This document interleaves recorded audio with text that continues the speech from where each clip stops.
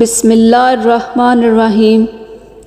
رسول اللہ صلی اللہ علیہ وآلہ وسلم نے فرمایا، جب امام آمین کہے تو تم بھی آمین کہو، کیونکہ جس کی آمین ملائکہ کے آمین کے ساتھ ہوگی اس کے پچھلے گناہ معاف کر دیے جائیں گے۔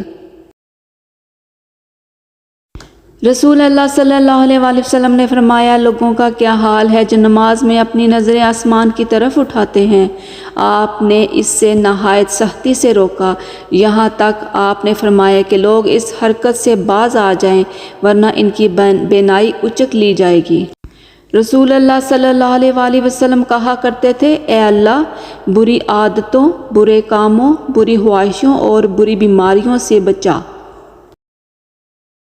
رسول اللہ صلی اللہ علیہ وآلہ وسلم نے فرمایا، ایک مومن دوسرے مومن کے لیے عمارت کی طرح ہے کہ اس کا ایک حصہ دوسرے حصے کو قوت پہنچاتا ہے، اور آپ صلی اللہ علیہ وآلہ وسلم نے ایک ہاتھ کی انگلیوں کو دوسرے ہاتھ کی انگلیوں میں داخل کیا۔